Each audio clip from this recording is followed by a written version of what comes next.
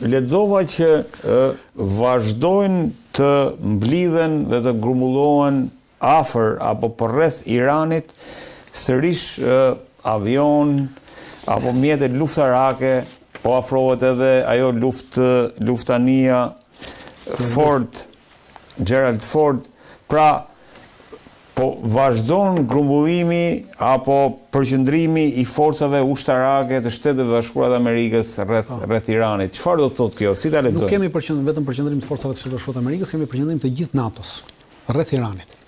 Si të gjithë NATO-s? Të gjithë NATO-s. E para, Shtetet Bashkuara të Amerikës kanë dërguar kanë rritur një luftani atje, pra një aeroplan mbajtëse ose një nga ato që quhet grupi zjarrit, pra një grup goditës detar, i cili udhëhiqet nga një aeroplan mbajtëse, e cila ka ardhur nga deti i Japonisë, ajo ndodhet aktualisht në detin e Arabisë. Duhet të jetë aeroplan mbajtësja George Bush, edhe këtë është nisur aeroplanet e mbajtësja Ford, e cila duhet të mbrinë në fund të javës ose në fillim të javës që vjen, mbrinë edhe ajo në ato territore. Në fund të javës ose në fillim të javës që vjen? Po, duhet të mbrinë ato territore.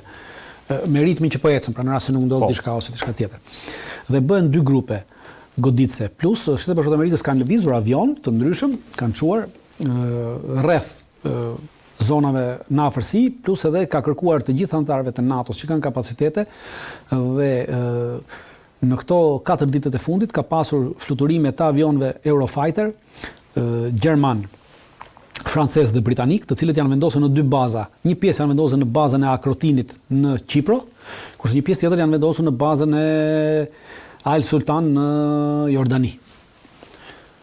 Pra, pavarësisht retorikës që evropianët kanë në kuadër të Groenlandës me Trumpin, kur vjen puna te Irani, ata janë bashkuar sërish me Trumpin për të sulmuar Iranin, pra po marrin pjesë në këtë sulm. Normalisht europianët nuk do të bëhet pjesë absolutisht NATO komplet. NATO. Edhe Europa në rastin e Evropës, NATO, ne po themi në kuadër të NATO-s, pra nuk është bërë në kuadër të Evropës, por në kuadër të NATO-s kjo.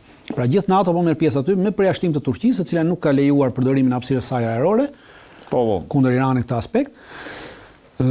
Normalisht që avionët e NATO-s, pra NATO nuk do të përdoret për të sulmuar Iranin, por do të përdoret në aspektin e mbrojtjes ajrore. Pra aspekti i mbrojtjes ajrore që raketat që Irani do lëshojë, këta do mundohen të azisojnë në ajër, pra të bëjnë të njëjtën gjë që bën edhe radhën e parë në luftën Iran-Izrael. Pra e njëjta gjë, për këtë arsye do të përdoren. Pra jo për të sulmuar direkt Iranin, po janë pjesë e këtij koalicioni që po ndërton Shtetet Bashkuara të Amerikës të pashpallur për të sulmuar Iranin. Por në të njëjtën kohë kemi edhe lëvizje, mund të kemi goditje nga Shtetet Bashkuara të Amerikës. Mund të kemi goditje tani afër apo? Po, unë mendoj që do ketë goditje afër për arsye sepse ka pasur edhe lëvizje të shumta nga pjesa tjetër që janë aleat pra të Iranit. Vetëm në 54 orët e fundit. Pra në këto 54 orë fundit që flasim, nga Rusia kanë zbarkuar në Iran 5 avion luftarak, 5 avion transporti strategjik rus, cilët kanë sjell pajisje ushtarake, armatime, se di çka kanë sjellë, pra janë ulur në baza ushtarake iraniane dhe ajo që është interesante është se 16 avion të transportit strategjik ushtarak kinez ka pasur në këto 54 orë në drejtim të Iranit. Njëri është ulur pak para 30 minutash, diçka 45 minutash. Është ulur i fundit. Dhe nuk kemi pasur as gjatë luftës, as gjatë atyre 12 dhe as më njëherë pas atyre 12 ditëve nuk ka pasur një fluks kaq të madh fluturimesh nga ana e Kinës dhe Rusisë në drejtim të Iranit. Fakti që ata po bien tashmë me ngut, pra gjithë do të thotë që duhet kenë të dhëna që amerikanët po përgatiten për një goditje dhe kjo goditje do të jetë e afërt dhe për këtë arsye po çojnë materiale të ndryshme të cilat mund të shërbejnë për të përballuar këtë goditje, pra sepse duhet kemi gjë parasysh. Nuk bëhet llaf që edhe në rast, pra në çdo lloj goditje që Shtetet Bashkuara të Amerikës i bëjnë Iranit, nuk bëhet llaf që Irani të ndalojë goditjen. Pra nuk bëhet llaf që Irani bëhet llaf që Irani të rezistojë goditjes.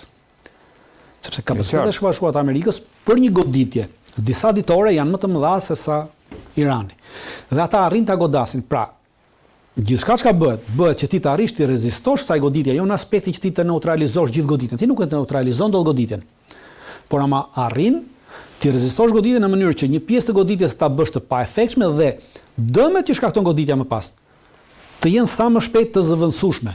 Pra për këtë bëhet e gjitha, nuk bëhet llaf që ti ta neutralizosh goditjen tënde, nuk e neutralizon dot. Edhe po të dojë nuk e neutralizon dot. Edhe sikur të hyjë gjithë Kina dhe Rusia bashkë, ai goditja ndodh, pra aktoni.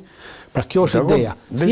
të amortizoj goditjen amerikane ndaj Iranit. Po sa e komplikon Nuk e komplikon fare. Prania e avionëve rus, avionëve kinez, e mbështetjes së hapur ruse dhe kineze, ndërkohë që nga ana tjetër ju sapo thatë që do kemi dhe avion gjerman, avion francez, avion britanik që janë poshtë vendosën drejt asaj zone.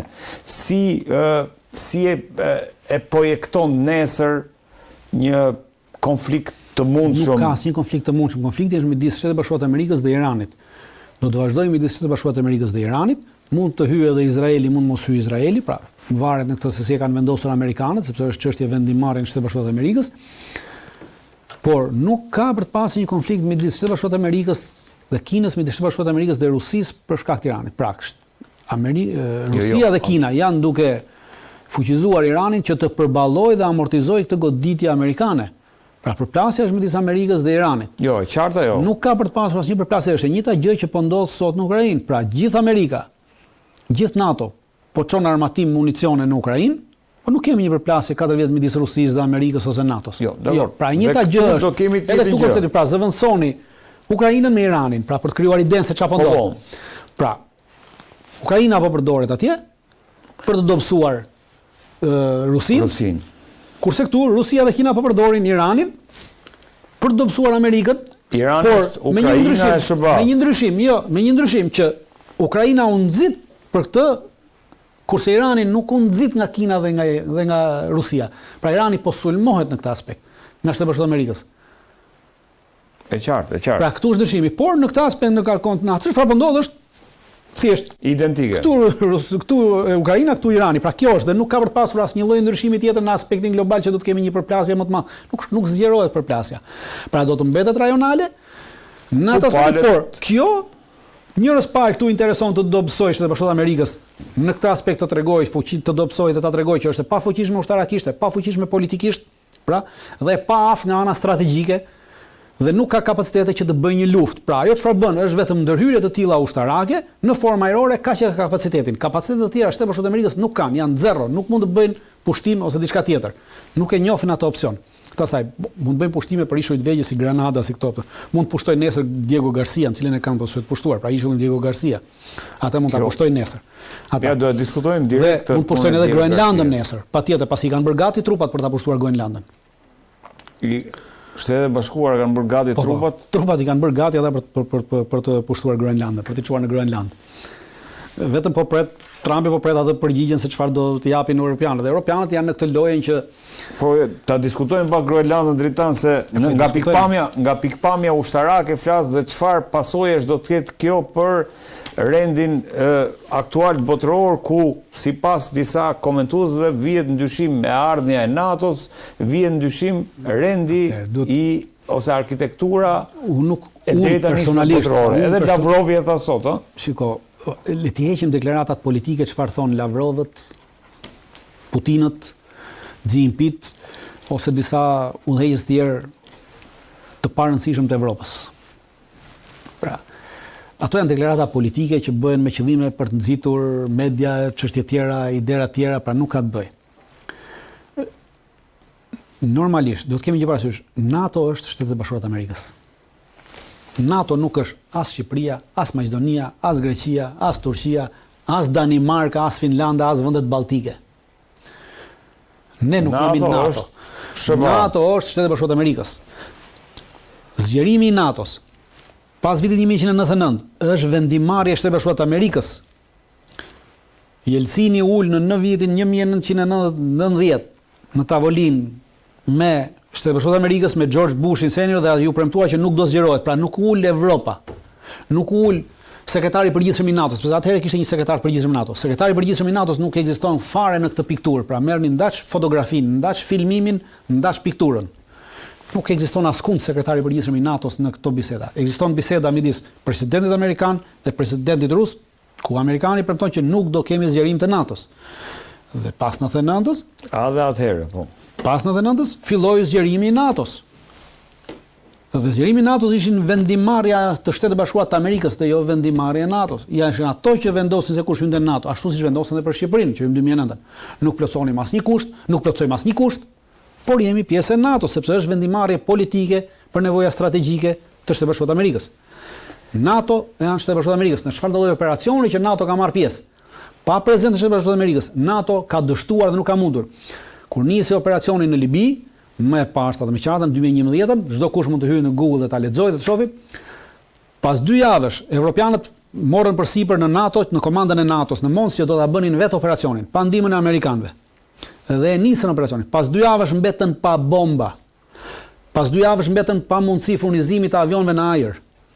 Pas 2 javësh mbetën pa mundësi marrjes të objektivave strategjik për të goditur objektiva strategjik, të zbulimit strategjik. Dhe pas 2 javësh i kërkuan në mënyrë të turpshme, sepse detyruan pasaj të hanin atë që kishin bështyr, thanë i kërkuan në hyrjen e Shtetit Bashkuar të Amerikës. Shtetet Bashkuara të Amerikës dërguan bomba dhe avion furnizues edhe avion zbulues. Dhe arritën të mundin Kadafin, sepse nuk arrinin dot të arrëzonin Kadafin. Pra, pa prezencën e Amerikës nuk ka NATO. NATO është Amerika. Në momentin që Amerika vendos, thotë ne dalim nga NATO, atëherë s'ka NATO. Përsa ko Amerika nuk e thot atë, NATO do të qëndrojë. Nuk ka për të pasur asnjë ndryshim në këtë aspekt. Mund të largohen shtetet e tjera, mund të dalin. Ato nuk e prishin NATO-n. Del nesër Danimarka ose del Shqipëria, Danimarka dhe Shqipëria NATO janë njësoj, kanë të njëjtën vlerë, nuk kanë asnjë. Danimarka ka nisur trupa dhe të kalojmë pak te kjo. Nuk ka nisur asnjë trup. Trupat atëherë do të kemi gjë parasysh. Ka një marrëveshje të vitit 1990, një vitit 1951. Për vendosjen e bazave ushtarake në Groenland. Aktualisht aty ka një bazë ushtarake amerikane, totalisht amerikane, dhe një bazë ushtarake të përbashkët amerikano-daneze. Por edhe komanda e kësaj bazës amerikano-daneze është e amerikanëve, nuk është e danezëve. Dhe kjo marrëveshje që ka në vitin 1951, midis tyre ka një klauzolë të veçantë. Pra, edhe marrëveshja është publike dhe është në Google. Gjithkush mund ta hyjë dhe ta gjejë, vetëm ta kërkojë në anglisht. Pra, marrëveshja e vitit 1951 për bazat ushtarake midis Danimarkës dhe Shtetit Bashkuar të Amerikës. Po. Dhe thotë që Danimarka nuk mund të shtojë ushtar në bazë pa miratimin e Shtetit Bashkuar të Amerikës, kurse Amerika mund të shtojë ushtar sa të dojë në bazë pa miratimin e Danimarkës, pra në Groenland. Që prej 51-shit kjo histori. Prej 51-shit kjo histori. Dhe por ama thotë që shtetet e NATO-s mund ta përdorin territorin e Groenlandës në kuadër të stërvitjeve, por me kohë të limituar. Pra, edhe këto trupa që kanë vajtur nga gjitha këto vende që quhen secili 1, 2, 3, 4, 5, vetëm Gjermania çon ja 13 a 15, pra gjithë tjerë quhen nga 1, nga 2, kështu sa për të thënë, është në kuadër të një stërvitje të cilën e ka programuar qeveria daneze. Stërvitje në Arktik quhet. E qartë. Pra është kuadër stërvitor, jo kuadër qëndrimi permanent, sepse si qëndrim permanent nuk mundesh, sepse nuk e ku qëndron. Pra edhe këto trupa që quhen në hotele, nuk i quhen në bazë, sepse baza është amerikanëve, nuk të lejohet të futesh asnjë ushtar. Pra nuk vajten në kazermat e bazës, vajten në hotel ushtarët. Prandaj u quhen numër kaq i pakë sepse s'ke ku ti çosh, sepse nuk mund të flesh jashtë atje në tenda, sepse shkon temperatura -30 gradë. Me qartë. Pra, kjo është e gjitha çfarë ndodh aktualisht në Groenland. Çfarë do ndodhi dritan se më thej që absolutisht ka një plan për ta pushtuar? Jo, nuk ka një plan, unë nuk di a ka plan për ta pushtuar, di që amerikanët kanë bërë gati që mund ta pushtojnë, false u për të vendosur në Groenland. Pra për të shtuar kapacitetet e tyre ushtarake në Groenland. Aktualisht, në rast se keni parë, e keni dëgjuar gjithë që Trumpi ka dhënë urdhër që 1500 forca, pra e keni lexuar atë Twitteri që e kanë nxjerrë, si quhet ajo, se kam X tash më. Po, në X, po. Dhe thotë që kam urdhëruar komandën e Alaskës të divizionit Arktikut. Ka një divizion të forcave arktike që ndodhet në Alaskë, e cila ka urdhëruar brigadën e divizionit, brigadën speciale të divizionit Arktikut, që bëhet nga 1500 ushtarë, forca speciale të luftës në Arktik. Ata janë të bazuar atje kanë bazën, atje qëndrojnë. I kam urdhëruar atje në gatishmëri se do t'i përdorë në Minnesota kundër protestuesve në Minnesota. Që të përdori forcat armatosura kundër protestuesve në Minnesota i duhet të nxjerrë një akt tjetër. Një akt tjetër i cili përputhet me kushtetutën, po duhet ta bëj akt dhe ky akti është akti i veçantë që në një zonë caktuar ti e shpall zonë lufte ose zonë që të futësh Shtetet Bashkuara të Amerikës, që të futës ushtrin aty, në Shtetet Bashkuara të Amerikës. Përgatitja e kësaj force, pra në gatishmëri luftarake, nuk është bërë për Minnesotën. Po është mashtrimi që jepet për Minnesotën, sepse mediat e kanë kapur se ti kur shef përgatitjen ushtarake të një brigade për 1500 vetash, çuditesh, por ama kjo është brigadë për luftë në Arktik. është brigadë speciale e specializuar vetëm për luftë në Arktik, vetëm për luftë në Antarktid, pra në vende të tilla, pra fiks për Groenlandën. Shiko që ka publikuar Trumpi. Po, dhe kjo brigadë aktualisht është e vendosur në Alaskë, pra është e mësuar me të njëjtat kushte që ka Groenlanda. E qartë. Sepse nuk mund marri një brigadë nga Florida, ku janë 300 ditë diell, ku bie temperatura nuk bie poshtë 20 gradë dhe ta çosh në Groenland, sepse ata nuk mundet të funksionojnë në Groenland, që për shkak të klimës. Pra këtë forcë ka bërë gati. Në momente ka mashtruar se gjoja si ta çojnë në Minnesota, ajo forca është aktive, është aktualisht e gatshme në gatishmëri luftarake 1500 dhe ata ka urdhëruar forcën që të bëhet gati dhe të jetë e gatshme për të lëvizur në çdo kohë. Dhe pret fundin e muajit, në rast se këta nuk dashu, atëherë mund ta zhvendosi pjesërisht atje për arsye sigurie, thotë në bazë sepse ja lejon kontrata që ka vitin 1951 që forcat amerikane në Groenland mund të shtojnë sa do Amerika dhe nuk i me leje Danimarkës. Dhe mund të vendosin në një moment caktuar, thotë për arsye sigurie, unë vendos të çoj këto 1500 forca në Groenland. Edhe nuk ka kush që ati thotë asgjë.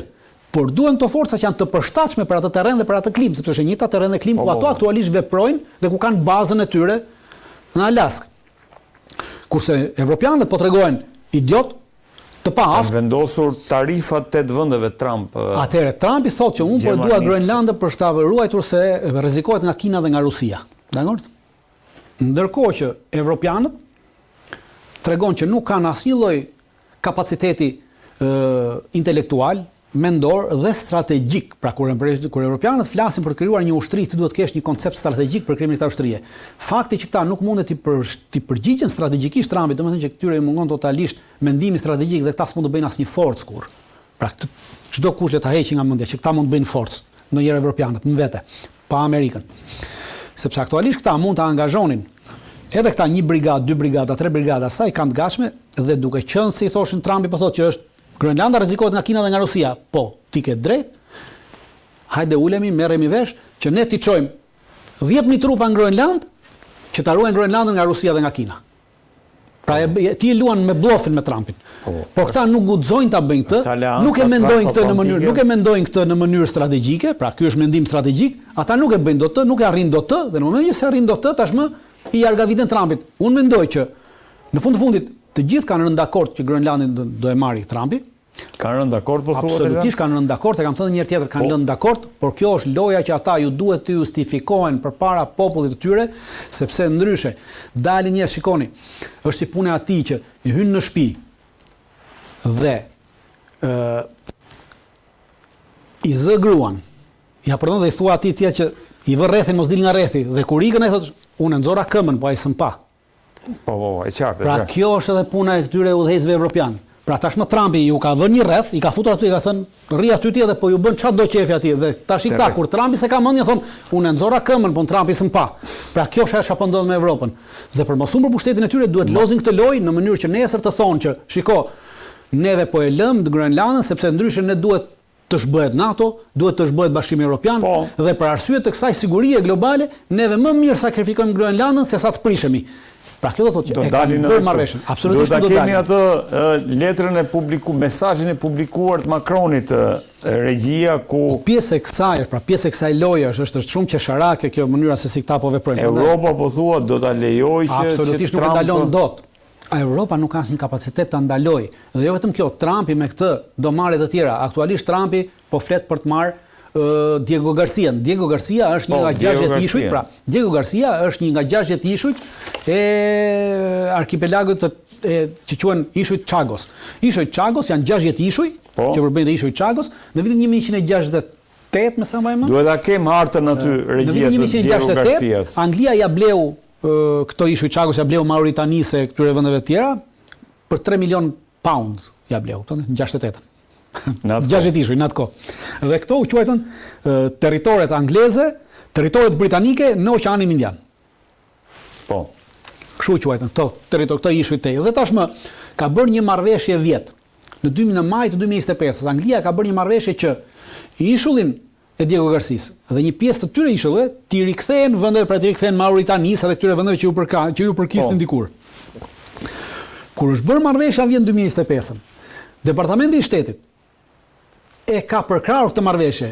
Duhet kemi një foto në asnjë regjia për atë. Po, duhet të jetë një foto dhe regjia e Departamentit të Shtetit që thot Marco Rubio thot që ne e përkrajmë marrëveshje midis Anglisë dhe që quhet marrëveshja e Chagosit, për shkak të ishujve, për shkak të emrit ishujve. Që këto ta rimarrin ishujt dhe në atë marrë ja ku është, ja. Po. Shikoni. Kjo është e Departamentit të Shtetit. Pra US Support for UK pra mbështet totalisht. Press statement e Departamentit të Shtetit. 22 maj 2025 është bërë marrëveshja që ishullit të rikthehet Mauritanisë. Mendoj? E mirëpriti marrëveshjen historike ndërmjet Pra dhe thotë Marco Rubio, Secretary of State, dakor? Po. Ndërsa tash Trumpi, kjo marrëveshje u bë atëherë dhe duhet të implementohet këto 2 muaj që vjen. Pra, se ka afatin e implementimit marrëveshjes. Po. Në moment që vjen afati fundor implementimit, Trumpi tash i dele dhe thotë që kjo është shmenduri. Po Trumpi ishte në pushtet në maj 2025 kur kjo ndodhi. Dhe në këtë marrëveshje parashikohet që baza e Diego Garcias, pra, në këtë ishull. Nga Diego Garcia u nisën avionët për një Iran. Po, baza e Diego Garcias është bazë angleze, nuk është bazë amerikane realisht. Është bazë që ka qenë që gjatë luftës dytë botërore.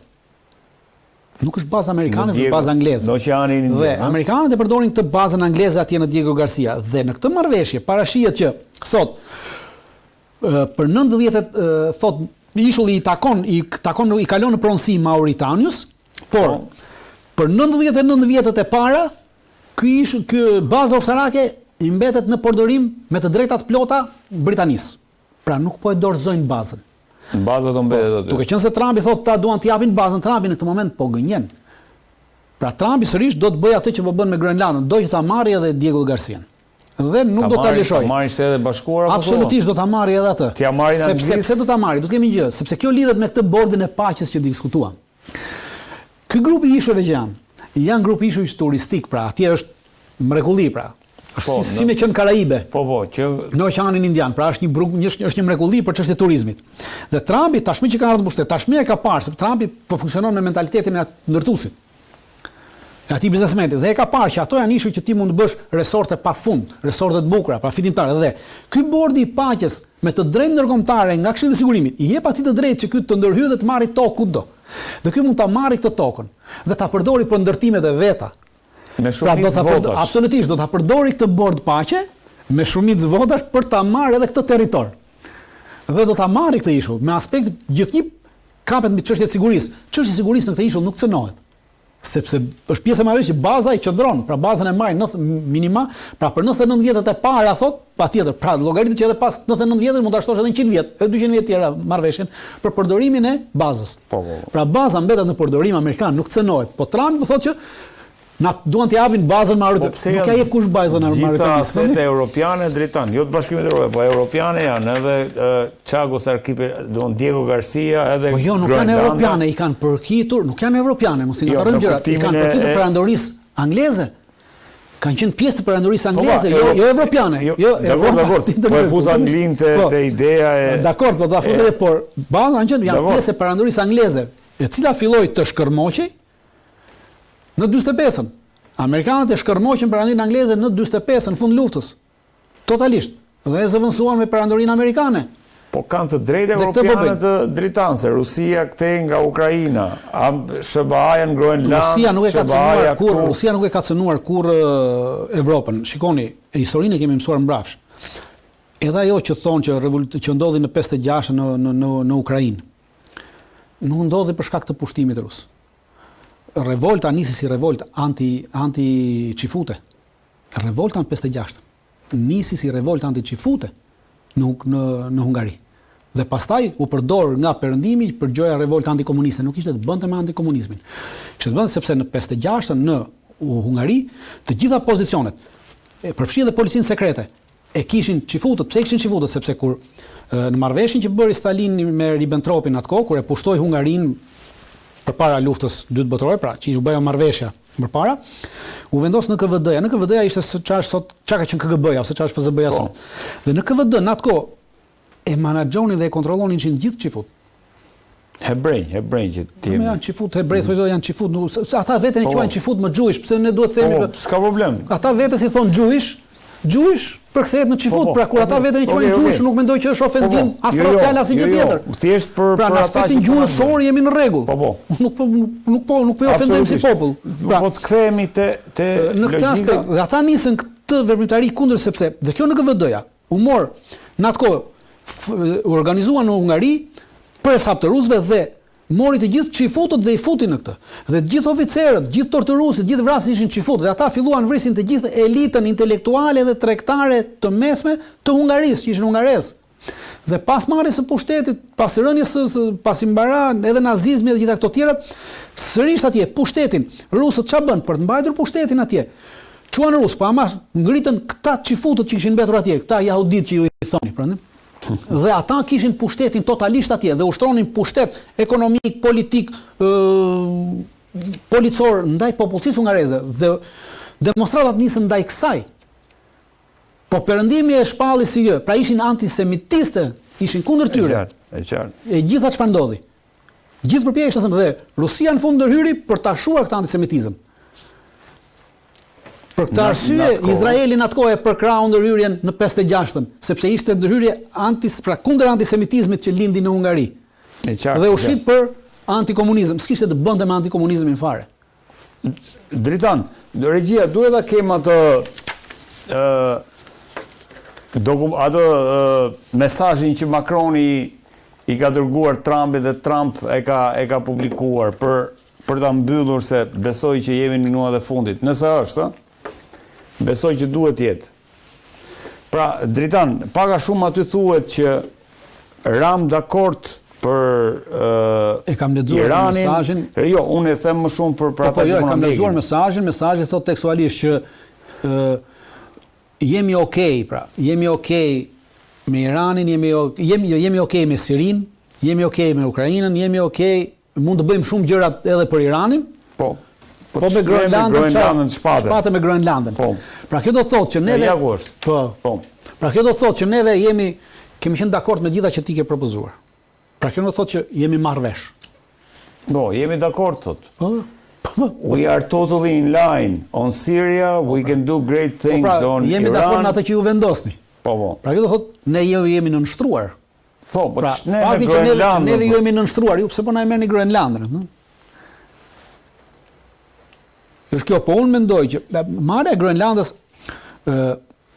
pavarësisht se është në aspektin e marrjes Groenlandës, në aspektin ndërkombëtar, është një tendencë fashiste të Bashkimit të Amerikës, pra marrja e territoreve të vendeve sovrane, kur ti nuk ke asnjë lloj qasje aty, asnjë lloj lidhje me atë territor, pra nuk është se aty banojnë amerikan, edhe atyre janë hequr të drejtat, edhe ti po lufton për drejtat e tyre edhe ti nuk ka asnjë lloj gjëje. Pra, kjo është e njëjta gjë që bënte fashizmi. Pra fashizmi për nevoja, sepse edhe Mussolini, edhe Hitleri e justifikuan pushtimet gjatë luftës së dytë botërore me aspektin se duhen për nevojat sigurisë kombëtare, pra për nevojat sigurisë tonë, për nevojat e industrisë tonë.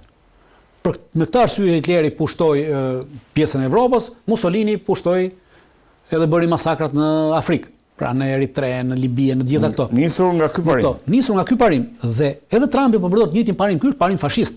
I pastër është parim fashist. Dhe është fashizëm i pastër, nga gjitha anët ta shohësh është fashizëm i pastër. Pra, po shkojmë, ne jemi duke rrshqitur drejt fashizmit. Perëndimi po rrshqet drejt fashizmit.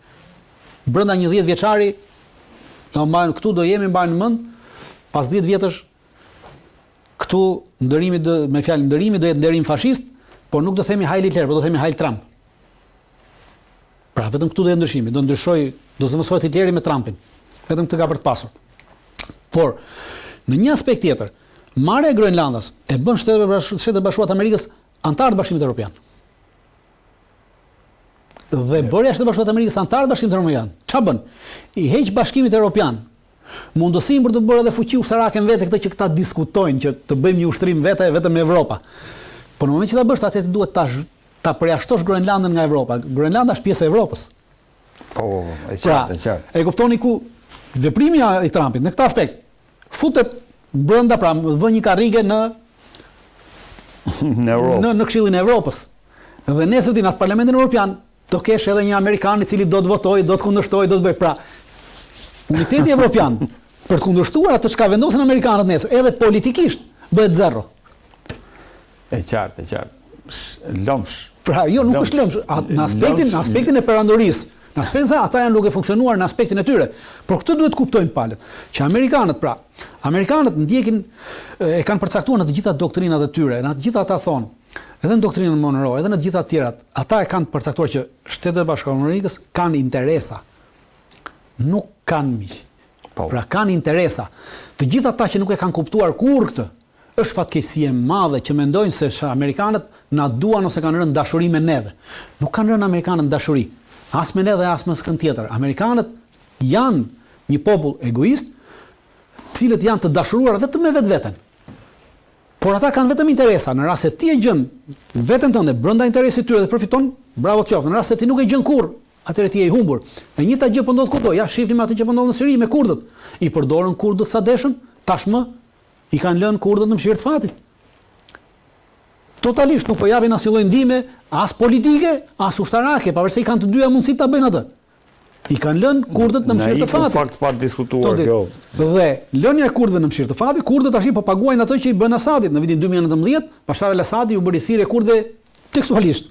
Ekziston një video ku i thotë që ju ftoj të na lejoni të përdorim ujin, të na lejoni të përdorim naftën që ju keni sekuestruar dhe po e bëni me urdhër të amerikanëve, sepse do vi një ditë që këta amerikanët që ju po urdhërojnë juve sot, do t'ju shesin nesër tek këta terroristët që ne po luftojmë sot. Tekstualisht kjo ndodhi. Amerikanët sot i shitën kurdët tek këta terroristët që është adil thonë që kanë marrë pushtetin në Siri. Pra kjo nuk do të thotë që pra çdo kush që e njeh gjeopolitikën dhe që e ka studiuar sadopak gjeopolitikën amerikane, në jetë të jetëve amerikanët kanë parë vetëm interesin e tyre dhe perandorit shohin vetëm interesin e tyre. Nuk shohin interesin tonë. Gjatë gjithë historisë në fakt. Pikërisht. Prandaj dhe evropianët këtë gjë nuk po kuptojnë. Që amerikanët janë këtu në Evropë, kanë hyrë për interesin e tyre, nuk kanë hyrë për interesin e evropianëve. Evropianët u treguan të zgjuar pas 45 ata që ishin, se tash nuk janë më, ata evropianë që përfituan nga ndërhyrja e amerikanëve dhe morën para, morën industri, morën diçka dhe lulëzoi morën planin marshall. Po, lulëzoi. Tashmë këta që janë sot, këta nuk i përkasin të njëjtës kategori të atyre evropianëve që ishin në 45-ën. Në qartë. Nuk e kanë atë mençuri, nuk e kanë atë shkallësi, nuk e kanë atë pjekuri. Dhe për këtë arsye tashmë ju ka humbur rruga në borrin e tyre dhe nuk din ku të shkojnë. Dhe neve na bën çudi pse Trumpi flet të, pse Amerika këtë. Është praktikë amerikane. Ata ndjekin interesin e tyre. Ne dhe këtu përfshi edhe Shqipërinë, ne duhet ta shohim veten brenda interesit të tyre, brenda interesit të tyre, pra, se jemi vend i vogël, po pa cënuar dinjitetet e popujve të tjerë, sepse ndryshe pastaj bëjmë edhe neve pjesë e një fashizmi.